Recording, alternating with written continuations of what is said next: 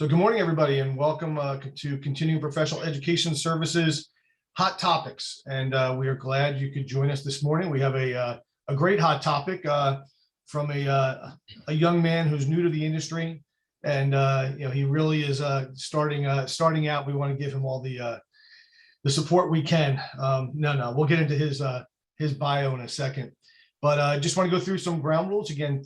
Thanks for joining us. This is a program that we've been doing for a while with Hot Topics every month. I am going to put into the chat, if I can figure out how to show slides and do that at the same time. That's my challenge this morning. A Google Doc. If you're interested in a hot topic that we haven't offered yet, and you might want to hear it, and you may want to do it, bring it to our attention, and we'll definitely review it. And because we want to make sure that we can get as much information out to people, because that's what this is about, is getting timely information to people so they can act upon it. This is recorded. It will go up on our website, which is cpesnj.com, probably within a couple of days. And you can share it, watch it, use it. And, if George says something about you, you can always go back and play that in perpetuity into the future. This is an open session. I do ask that everybody stay muted during the session. If you do have a question, comment, raise your hand, put it in the chat. I'll monitor the chat. We'll do all that stuff to make sure we get your questions answered. Your video is your call. If you want to turn your camera on, turn it off. If you're having a big breakfast this morning, I'd love to see it because I have not had breakfast yet.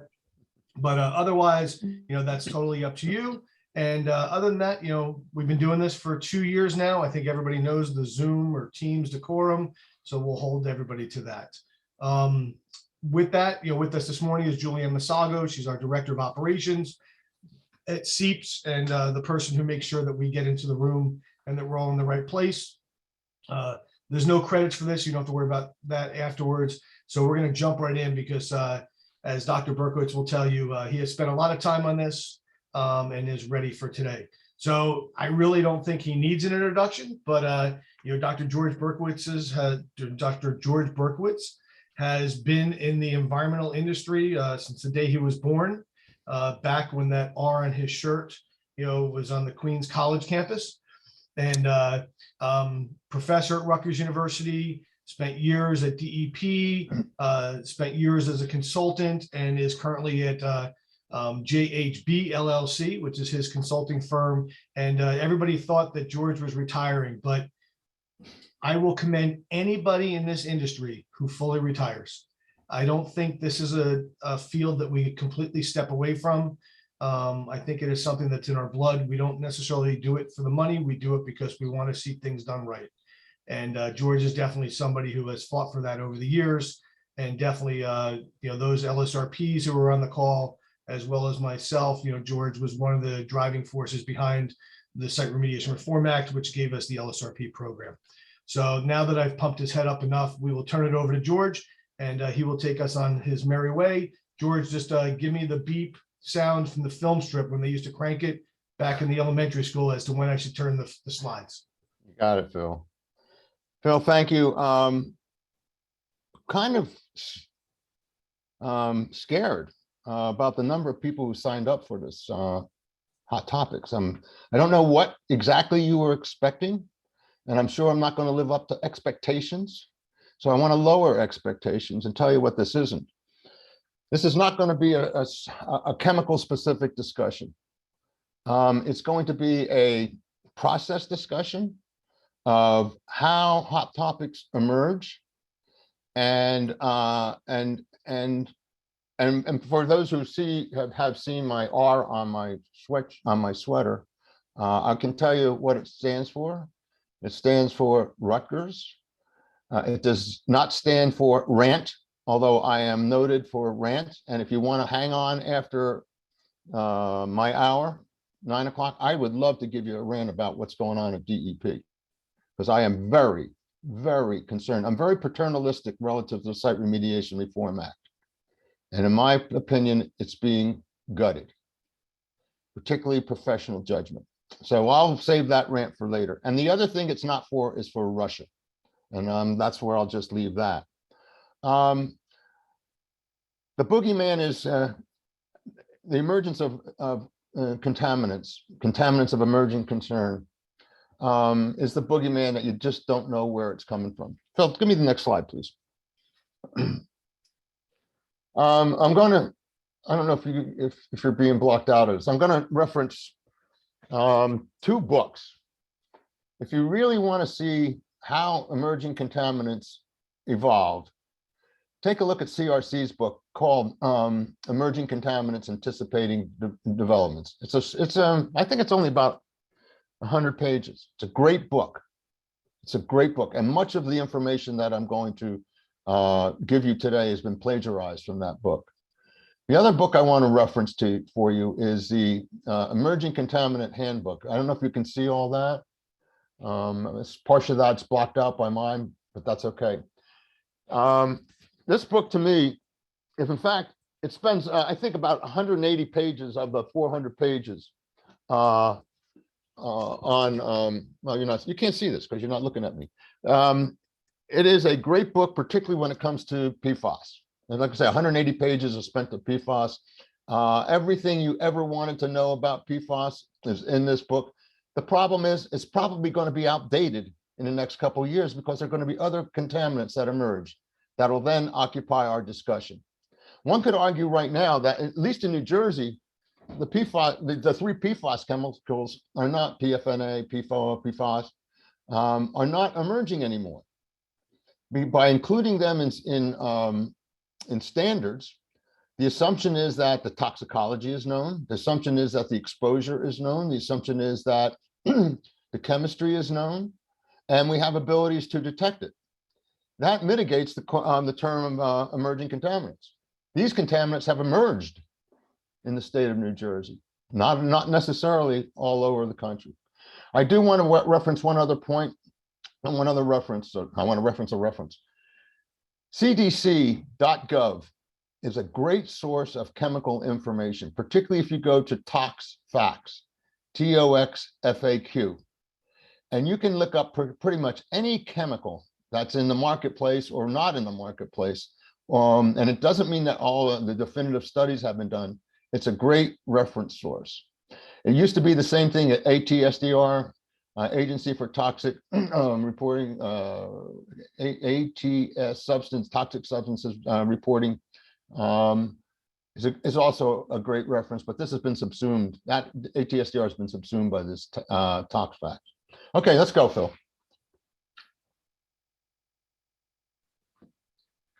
Okay, so in the arena of public health, and my roots are from public health. I was a I was somewhat of a pathogenic microbiologist in my student days. And the old adage of public health was better to be safe than sorry. And there's nothing wrong with that, but you have to realize it comes at a cost. It comes at some type of consequence, particularly if you start regulating chemicals with imperfect information. But nevertheless, I'm not going to say this is the wrong way to go. I am just saying that it has impacts. Next, Phil.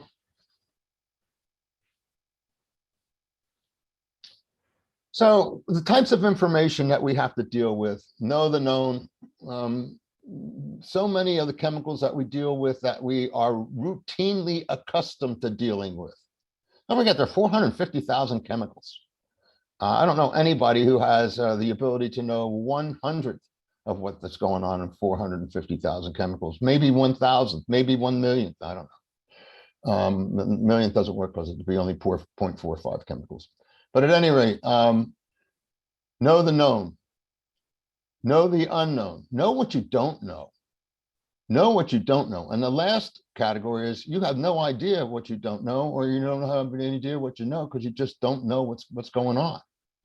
And a lot of that is happening as we speak. No, I shouldn't say that. There's a lot of, I will say this, emerging contaminants are in vogue in the research industry and the regulatory industry. And that's because theoretically, when you develop techniques and you develop toxicological methods, there's money. And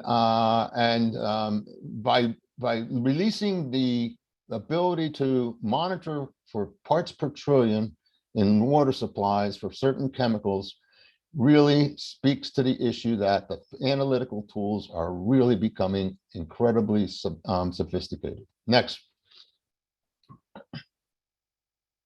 slide, Phil. Okay, wake up. Okay, so before we go much further, if I can dig it out, and I can't dig it out, there's a definition of what chemicals of concern, or chemicals of emerging contaminants, contaminants of emerging concern. A nice, easy definition. No, that's not true. A mandate of how to deal with contaminants of emerging concern, particularly when you have a RAP, particularly when you have a site that is not unrestricted, that either has an institutional control or an institutional and an engineering control. You have to do the RAPs and you have to do the biennial certifications. So it says contaminants of emerging concern. Permittee is required to evaluate whether there is the potential that the compounds listed below have been manufactured, used, handled, stored, disposed, or discharged at the AOC associated with the soil RAP. Listen to this. Evaluation does not mean analysis. Let me read that again. Evaluation does not mean analysis. ITRC, the Interstate Technology and Regulatory Council, has a really good document on how to evaluate whether or not you have PFAS or any of the fluorinated compounds on your property. If you can go through multiple lines of evidence, and boy, that's a term that we need to embrace, all you sport fans. Multiple lines of evidence means there may not be an absolute one factor that dictates one direction or another, but when you put all the multiple lines of evidence, some of which are maybe imperfect, you can make a compelling argument that there is no reason to be concerned about an emerging contaminant. So regulations are always playing catch up. And in many cases based on imperfect information. I'll tell you right now, in my opinion, PFNA is based on imperfect information at this point. But that's another story for another day. So the question is, what types of information do we need to say, hey, these compounds need to be regulated? So the first thing you need to do is assess exposure scenarios. Okay.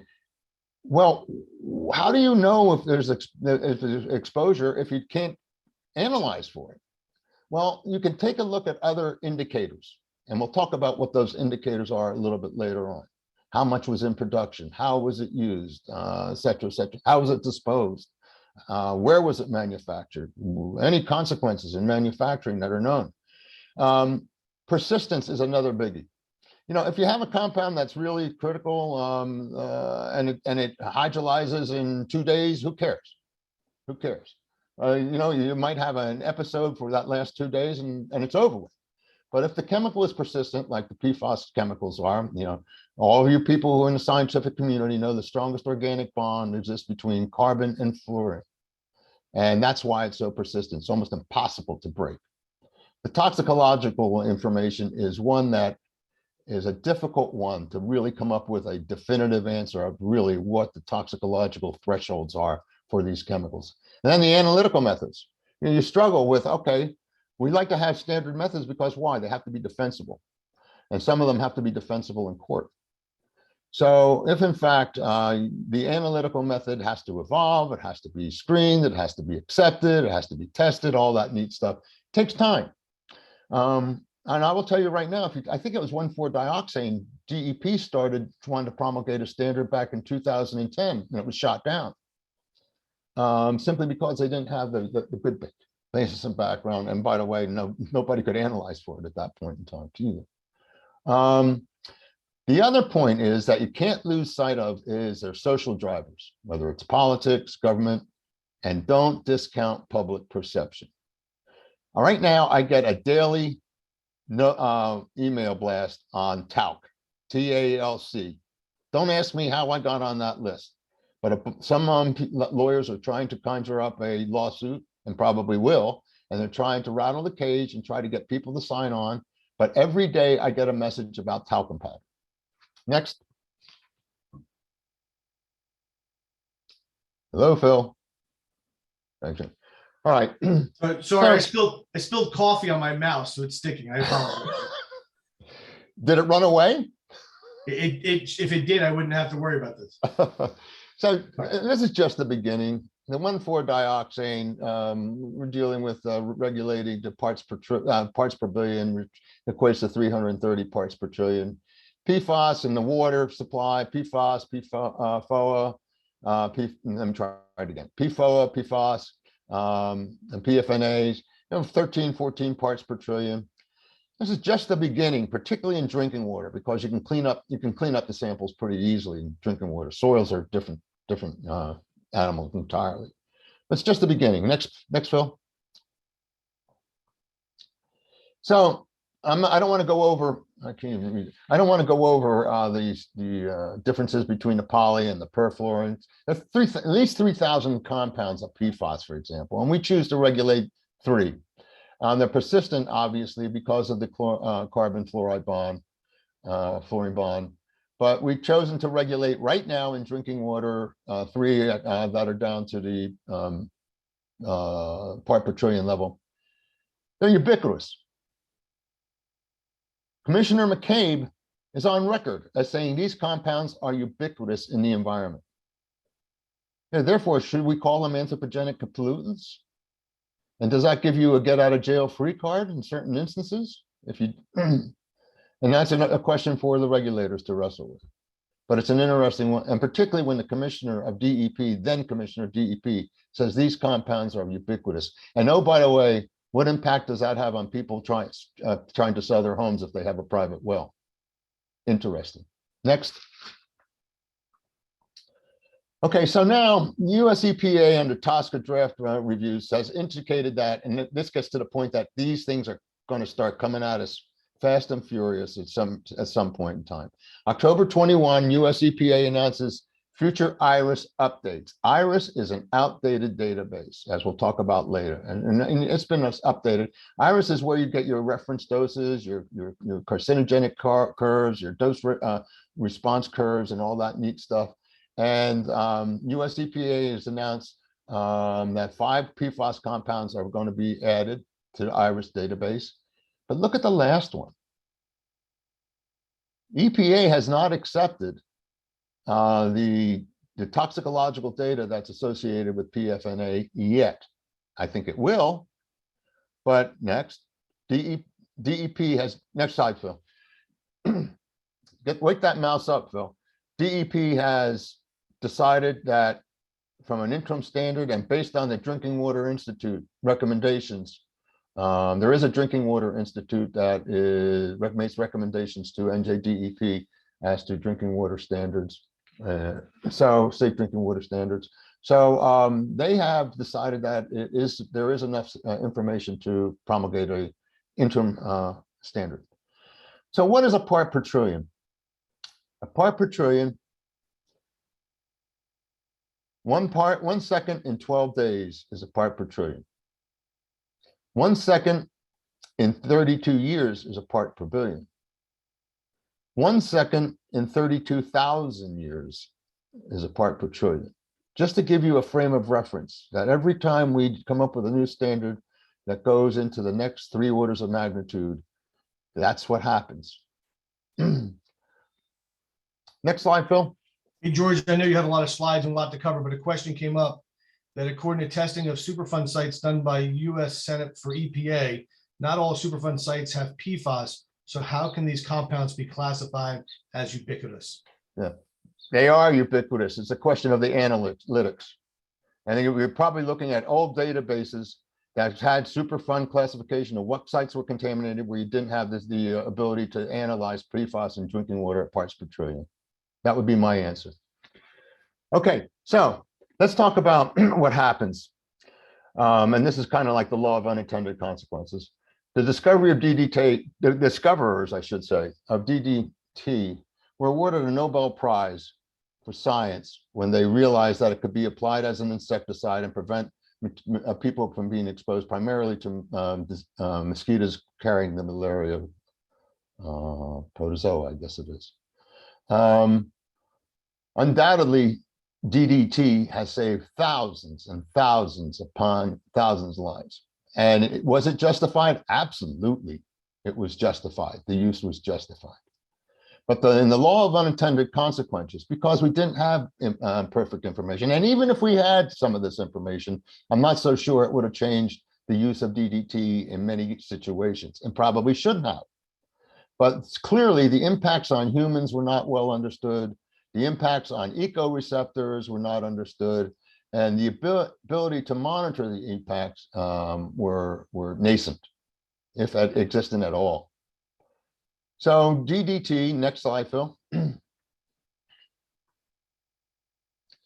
Because we have factors now that are leading to the ability to look and identify compounds at a much lower level than we ever had before, this is going to result in some very interesting questions. So the question is, okay, that's just one part of the puzzle. Before you get down to analytical tools and people working on analytical tools, there's got to be a reward for taking that level of resource and focusing it on developing a new analytic method as well as a tool. Generally speaking, some things are just intuitive. For example, what's the exposure and vulnerability? So how do you assess that? The first thing you do is look at how was it used? Where was it used? And then you have to figure out, well, is it persistent or isn't persistent? And then you have a better idea of impacts on both human receptors as well as ecoreceptors. And then, look, academia is always in search of money, particularly now. Everybody's looking for research grants. When you have an inkling on some basic information, some intuitive information that there might be an issue here, if you find that there's a chemical that's widespread and it's persistent in the environment, guess what? Let's go look at the toxicological effects. And when this happens, and a lot of this is happening now, people get very concerned, and public outcry regarding new findings, no matter how nascent, no matter how premature, no matter how imperfect information may be, public outcry can occur. And don't think that doesn't influence public policy. Next slide, Phil. We talked about this. Let's go on, because I got to get through at least 20 some slides in a half an hour. I mean, yeah, in a half an hour, and that's going to happen. All right, so basically the databases that we rely on are not objective, they're very subjective. In most cases, the databases that we have relative to environmental persistence, environmental contamination arises out of any program related to hazard site remediation, and now we're getting into actually preventive as well when we have registrations under TSCA. But hazard site remediation, the priority pollutants came out of the water pollution program back in the 70s, and 129 most commonly identified compounds from industrial discharges into the waters of the surrounding waters. After that became archaic, and we had the TCL, the TAL list, and then now we have to identify ticks. By the way, if you identify a tick, it's almost impossible to have good information to understand what the impacts that are on humans or the environment, because the information probably is very sketchy. And we'll talk about IRIS in a minute. IRIS is an outdated information based and a lot of it's still being used in developing cancer risk. And we'll see what's going on in Europe and others, and even under TSCA tried to update IRIS. REC, where we talk about what's being manufactured and stored. TSCA, it really is trying to prevent materials from either being manufactured or processed or imported in the state, at least for specific purposes. It was allowable, not necessarily, it's not an outright blanket, you can't bring it in or you can't use it, but it controls how it can be used. TRIs, this is the other Sarah that we should talk about. the Superfund Amendment and Reauthorization Act put together the toxic release inventories, the TRIs, which became a wealth of information of the materials that were being released to the environment. Okay, Phil.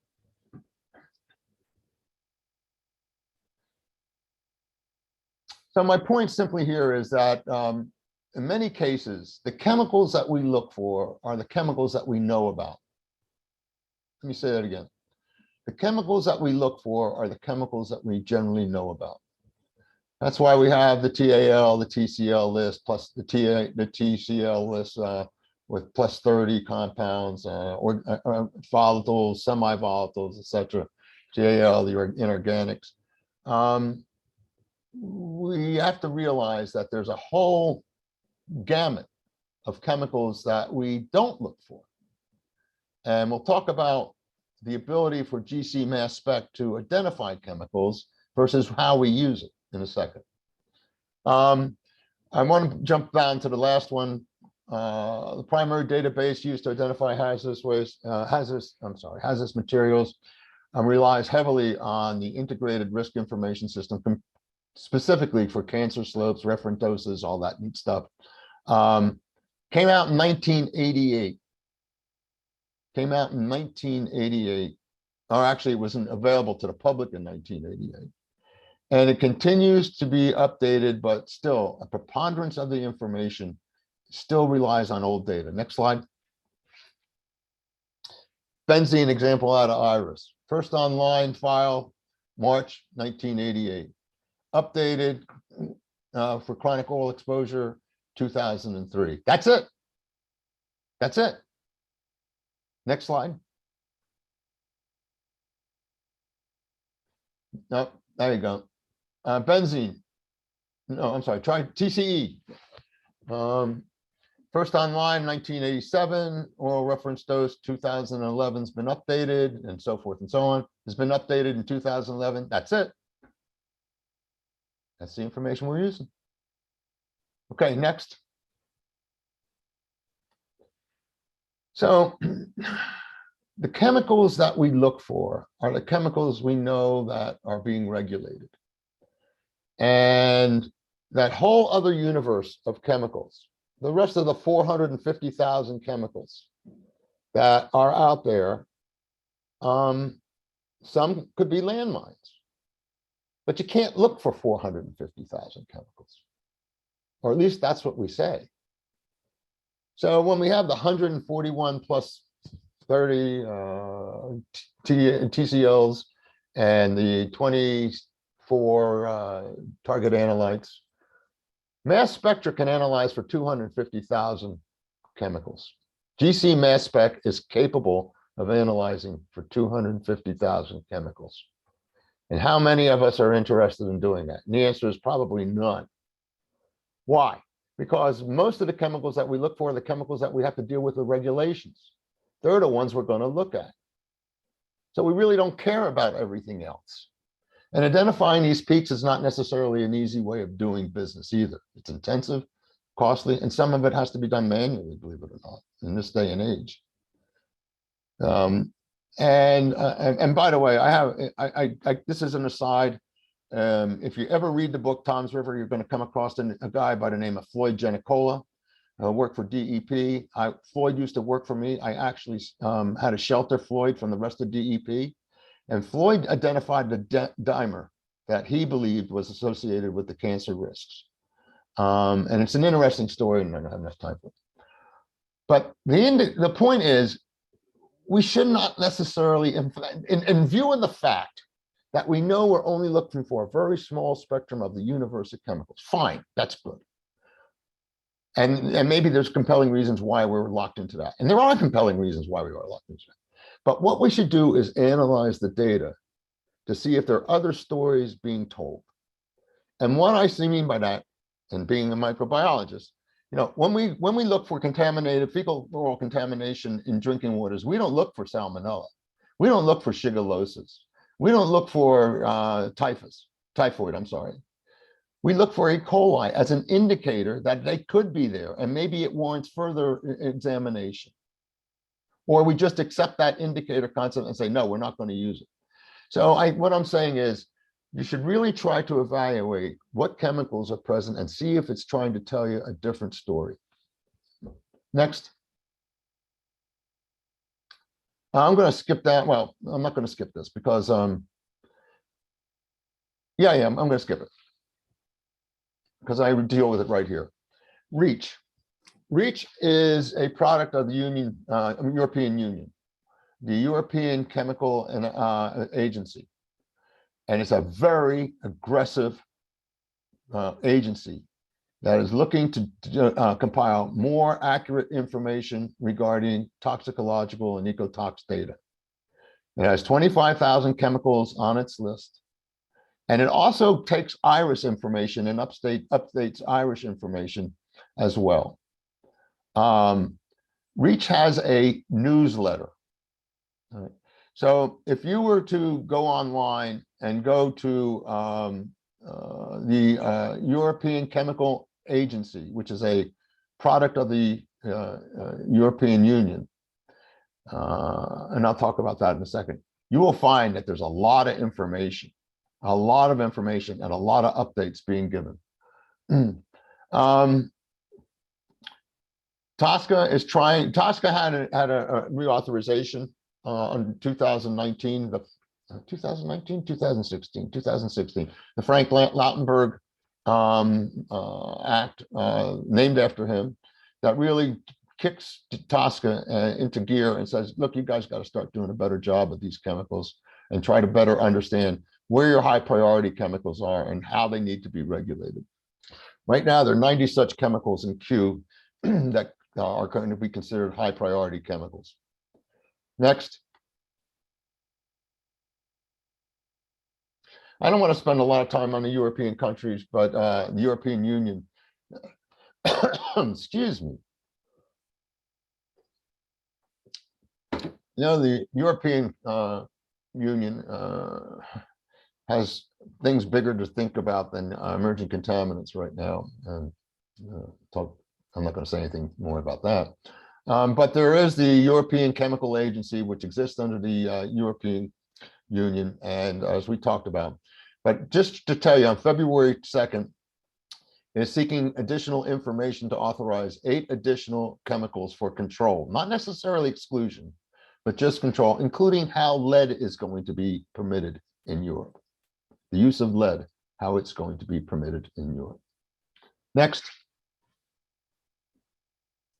So George, a question regarding updated toxic examples, benzene and TCE, for example, were the updates very different?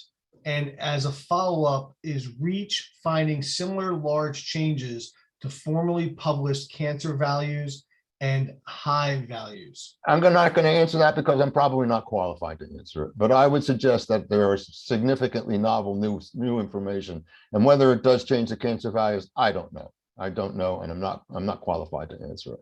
I suspect that there's some very profound new findings, but that's intuition. I thought you knew everything. I do know everything, but not that. Okay.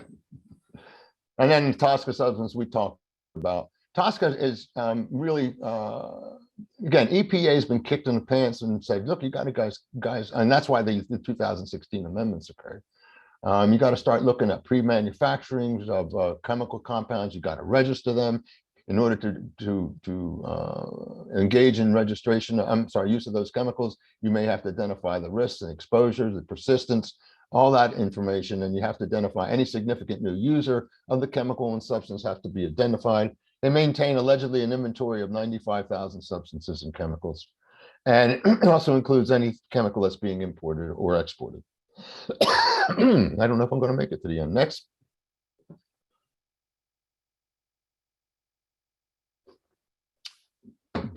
Okay, so potential for exposure. The TSCA program has a HPV, high production volume chemicals, which are chemicals that are produced on a yearly basis in more than 1 million pounds per year. And that's a list that would say, well, maybe that's a decent place to start in figuring out whether or not we should be doing more or we have the information and we can pass on some of these chemicals. And that's the next thing. It does not mean that these chemicals all have negative risks at all. It just shows that how the chemicals are, the level of manufacturing in the United States, which gives you an indication of perhaps how much is being released to the environment. Next. Okay, the TRI we talked about real quickly, 695 chemicals that came out of the Superfund Amendment and Reauthorization Act. These are chemicals that are released to the environment, recycled, reused, et cetera, et cetera, et cetera. And, you know, when it first came out, it was a pain in the butt to go through the life cycle of the chemicals that are going through plants and where it's all going. Once you got it done, it was pretty easy to update it. Next.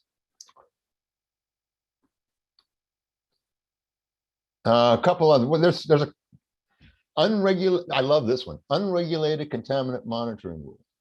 EPA has the ability to say that even though you're not it's not a TAL compound, or it's not a compound that is regulated right now, we want you to monitor this particular compound because we have concern. They are enabled to do that by rule. And the next few that have asterisks, the next two at least that have asterisks, actually three, persistent bioaccumulative and toxic PBTs, persistent mobile chemicals, persistent mobile toxic chemicals, or they have a subclass of persistent mobile organic chemicals. That's in Europe. That's part of REACH.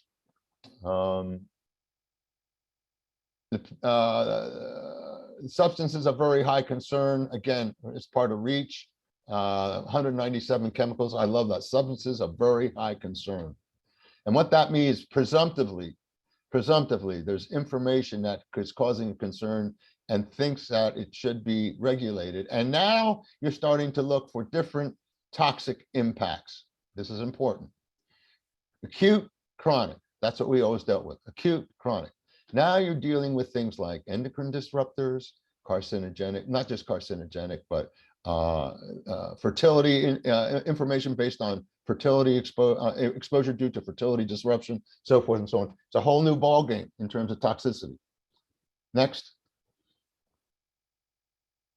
And my favorite, substitute it now. There's a European advocate group that actually has recognition, regulatory recognition. It has 900 chemicals that says, here's your list, get rid of them now, or substitute for them now, where there's substitutes available. Now, next. Been through this. Next. Okay, so by the numbers, we have the PMTs, pollution, mobile transport chemicals, persistent mobile transport chemicals, 2,167. Substances of very high concern, 197. TSCA has 40,000 chemicals. High pollution, high production value, 4,300 chemicals. TRI, 728 chemicals. The point here, ECs are in vogue. Here is a collection of lists that I will guarantee you people are sorting through on a daily basis to take a look at where the next emerging contaminants are going to come from. Next. And I'm not saying it's unwarranted, by the way. I'm not saying it's unwarranted at all. I'm just saying, be alert. So at this point in time, and we saw it with PFAS, we're kind of captive of our accepted analytical procedures. Yeah, we can say by intuition and multiple lines of evidence, we have a very high concern that these chemicals need to be better evaluated. Well, in order to do that, you have to be able to analyze for them. And those procedures have to be valid and they have to be vetted. All this takes time. All this takes time. So there's, generally speaking, and I'll talk to this issue real quickly, that there is a lag between when you decide that you want to try to do something about a chemical and when you can actually do it, particularly by calling it an emerging contaminant and deserving of regulation. I think this stuff is pretty much self-explanatory. It talks about here GC mass spec being capable of analyzing for part per billion levels for approximately 250,000 chemicals. But you know, you gotta go down. If you, in fact, you really want to go to analyzing the mass specs, it's a real difficult job. Next, it's a costly job too. All right, but this slide just shows you that even in things that we customarily deal with, we may not be looking for all the constituents, and that's not necessarily wrong. You got to pick and choose your poison these days based on analytical ability. But take a look, you know, coffee has 1,200 individual compounds in it. This cup of coffee has probably 1,200 different compounds in it. Maybe not. Let's give it a break. Let's say if only 500. It just shows you that our narrow ability to investigate is very narrow relative to the total universe of material that might be out there. Can you analyze for all of them? Should you analyze for all of them? Absolutely not. You can't do it. Or even if you can do it, is it worth it? What you got to do is be judgmental and based on the information that's provided by looking at this narrow window of chemicals. Should I go beyond? What are those ticks? Do those ticks really mean anything? Even if I identify them, how do I evaluate them? Is the toxicity available to do that? Is the analytical tool better than this if I wanted to identify it in levels even lower than I have here? These are all questions that could present themselves. Next. George, a follow-up question on that. Having, you know, had this discussion yesterday with the department, we'll call it a discussion, in a state where ticks matter. And I mean, so, and you're not even allowed to evaluate what they are and whether they're really gasoline or not. How do you, I guess, tackle that or justify that they're not relative? Yeah, well, I think that's a good question, Phil, but I think it's the question of what's the story that the ticks are really trying to count? What end of the spectrum are they being identified? Are there other compounds that are in that same region of the spectrum that you should be looking at? I mean, it's an individual, you know, I think DEP just wants to give you, they want to make it simple for us and not necessarily give us that burden of that level of proof. So they want to know from the point of view of mass contamination, what else is out there? That's not an illegitimate question. The question is, what does it mean? And that's a difficult question. So even though you have to report it, what's the consequences of reporting it? Is there any, or is it the tree falling in the woods that nobody's heard? The consequences, and I don't know. Consequences of reporting it is I get a CEA for ticks. Well, we can discuss that offline. Well, yeah. You get a CEA for ticks because they exceed the mass, right? Yep. So, or theoretically, just the presence of a tick, does that mean that it really is important based on the appropriate mass that's associated with that tick? It's an interesting question. And as a professional, as an LSRP, Phil, that's a good argument that you could make. It's a great argument. We'll talk about it. Yep. Okay, good. Okay. So does the previous discussion compel the thought that emergent contaminants are just beginning to emerge? Yeah, I think the answer is clearly yes. Absolutely. You should be alert. You don't, it's like going into the woods and you don't know which monster lurks in the woods. You don't know what's coming down the pike. You don't know what person at the Office of Science and Research has a bug up for a particular chemical. And he or she is going to go like hell trying to figure out if that should be regulated or not. It happens. It does happen. The good news is that eventually it goes through a whole vetting process. So, at any rate, the door is open for regulating compounds, particularly in drinking water, where you don't have to worry about all the necessary, a lot of the interferences that you find in soil. You can reliably identify for PPT. There are many methods out there for PFAS, but only a few are accepted, and only a few laboratories do it. The analytical methods, the power of the GC mass specs, and well as other methods that are coming down the line are very powerful and continue to emerge, again, because it's driven by the dollar. New human eco-toxicological information emerges. As soon as people get wind, as soon as particularly universities and sometimes industry get wind of a chemical coming down the line, they apply for grants to see whether or not it's out there, and they can use their own, so to speak, their own analytics because they think they have them without necessarily vetting them. And then public concern will reach outcry levels. And let's talk about that for a second. Next. So again, we have to talk about regulations are often based on imperfect information. I'm not going to give you the example of ethylene oxide. It is a good, well, quickly, ethylene oxide was outlawed in a particular state. The production of ethylene oxide. Ethylene oxide is the most powerful sterilization, chemical sterilant. It's able to go through material, plastic. So if you have surgical devices that are wrapped in plastic, you can still sterilize them through the use of ETO. It was outlawed in this particular state based on faulty information and presumptive information. And eventually it was reintroduced and allowed, but put one company out of business that manufactured ETO and had to move out of town. Next. Okay, so when you're talking about the public's involvement, you cannot minimize the public's involvement. Here it says, look what Rachel Carson did for DDT. Look what dioxin studies did for cleaning up Newark. Look what a civil action did for remediating sites in Massachusetts. And then look at the Martin Luther King School in Trenton. Martin Luther King School in Trenton was built on soil that was imported from the Ford Motor plant in Edison. I think it was Edison. I'm pretty sure it was Edison. It could have been Ramapo, but at any rate, there were PCBs in the soil below residential levels.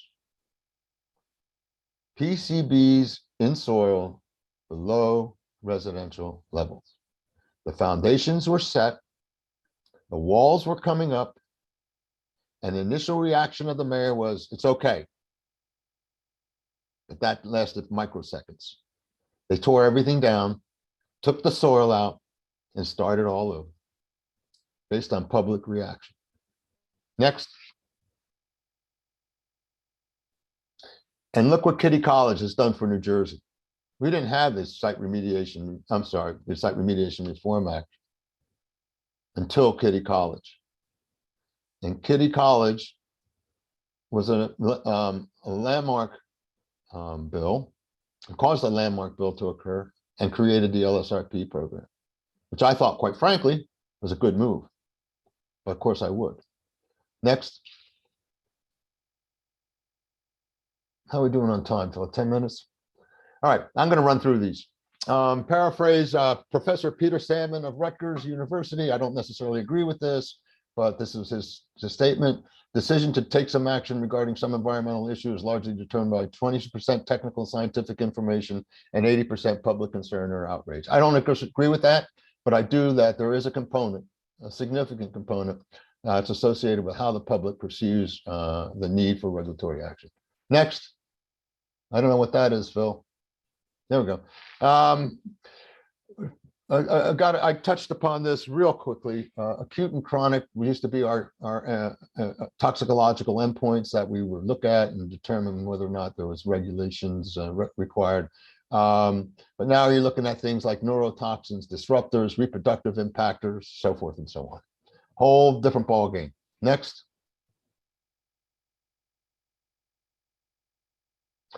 I'm going to talk about this later on. Next.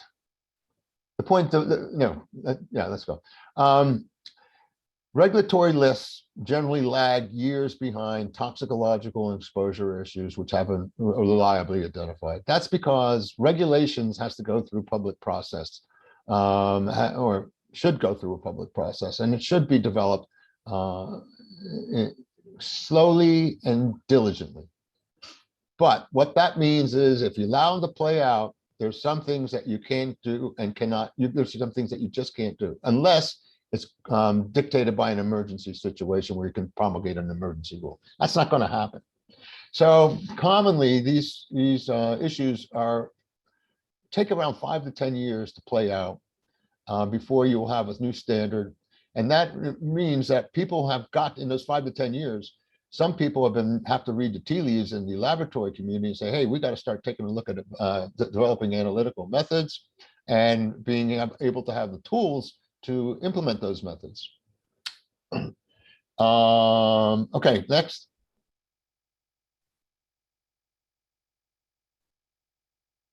So my point simply is that you're going to expect more ECs in the future. I don't think there's any doubt about it. Particularly again, as the analytical methods and the information regarding exposure and persistence. Look, you can't tell me it's persistent unless you can look for it, right? So how do we know if a chemical is persistent or not if we don't have the analytical tools to identify that? So there's this whole interplay between all of these items as to what's available, what the research says in terms of toxic effect, and where do you start? Sometimes you can start at either of these 2 points. Sometimes just the exposure, just the fact that people are being exposed to it because it's thought to be persistent based on its chemical structure. You might want to start from there and figure out where it's going to go. Next. Okay, I do want to, again, promote REACH and TSCA. Both have excellent websites. Both have periodic newsletters. Keep your eyes on the ball. Keep your eye on the ball, or eyes. You have 2 of them. Next.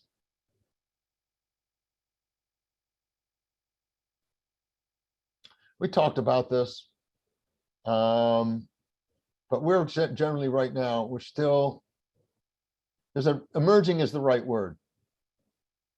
It's an adjective for this whole collection of chemicals that we are not now looking for, and know that there's a monster or 2 in that collection of all the other chemicals that we're not looking for now. There's got to be, there will be, I will guarantee you. Next, including some of the PFAS chemicals are, just because we have 3 and we have 2,997 left to look at. So when does the hunt begin? This is my take on it. Take a look at the amount of material that's has been previously used. Take a look at whether or not you think it's persistent, based on its chemical structure, perhaps. But if in fact there's some rudimentary method from analysis, you might want to take a look at it and use it with some uncertainty. And knowing what that uncertainty is, take a look at human and ecological exposure scenarios.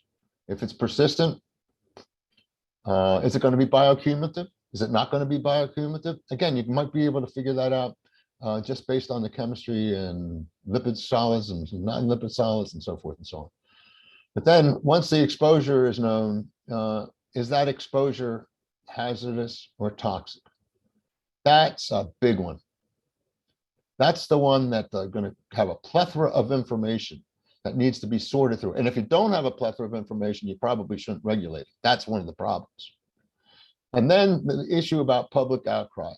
Where in this process, in the first 4 process, does the public get concerned? And the answer is it doesn't take much sometimes. And then 6 is developing reliable analytical tools, some that are defensible under in adversarial contention. Adversarial contention, I guess that's redundant. And then management. Don't forget, the stuff that we're looking at in the environment has been released. It's been released before we had good information at what the consequences were of that release. So a lot of our management now is retrospective and involved in fixing a problem. The question is, can we do it prospectively? And the answer is with the implementation of TSCA, a rigorous implementation of TSCA, and rigorous implementation of the European agency's REACH program. The answer is you probably will see more and more of that in the future. You are going to see more and more of that in the future. So we won't necessarily have to look for these chemicals in the future because they won't be there. Next. So the hunt is on. European Union is resolute, trying to identify additional hazardous chemicals which should be regulated. US EPA is now rigorously implementing the mandates of TSCA. Academia, industry, and NGOs are focused on chemicals whose exposure to humans and ecological receptors are becoming widespread. Increased toxicological effects previously not known are being identified. Analytical tools continue to be developed. Next. And I'm only going to take questions that I know the answers. So that's it for me. Phil, are any questions that we need to talk about? You would have to spell the word answer right to be able to take questions. Oh no, that's the Hebrew way. Okay. Okay. Oh, and by the way, I do have one other thing, and I'd be reluctant if I didn't do this. God bless the Ukraine. God bless the Ukrainians.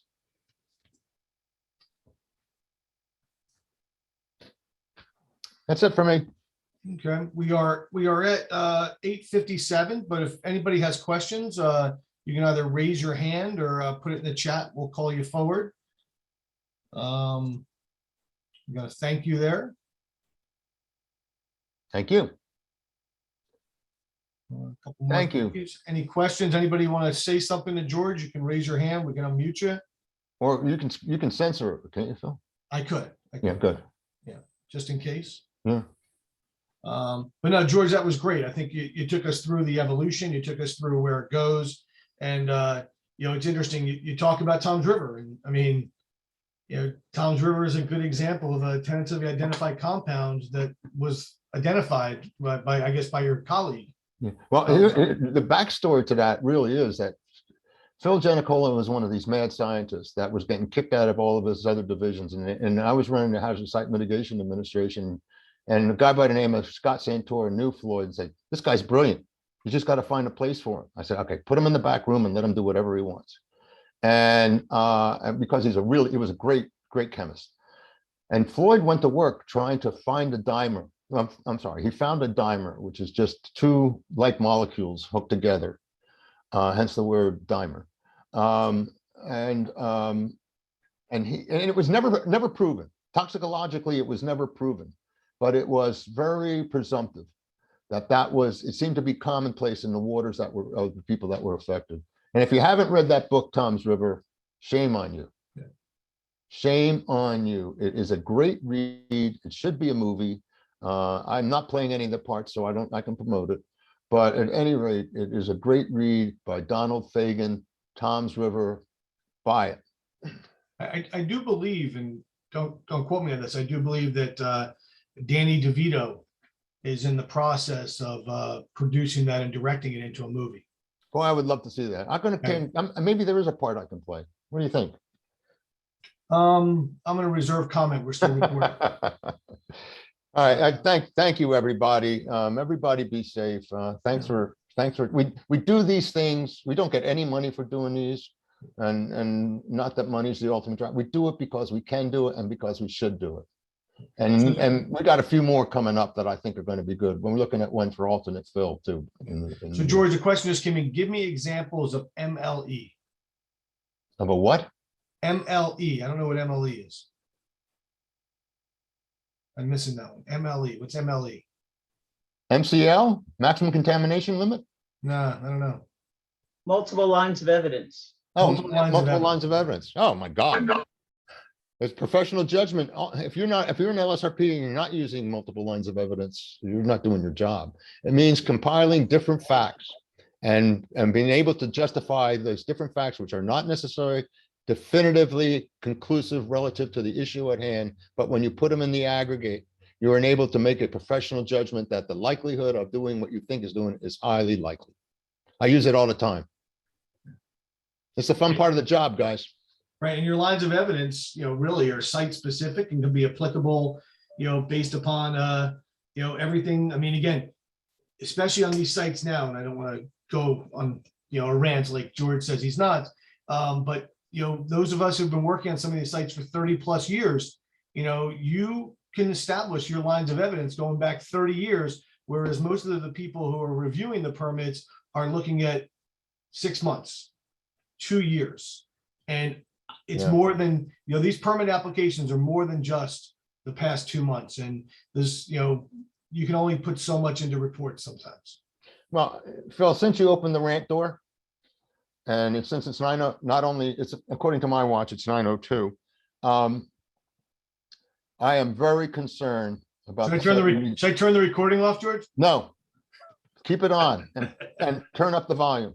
I'm very concerned about, as Phil said, the loss of scientific acumen and combined with regulatory acumen.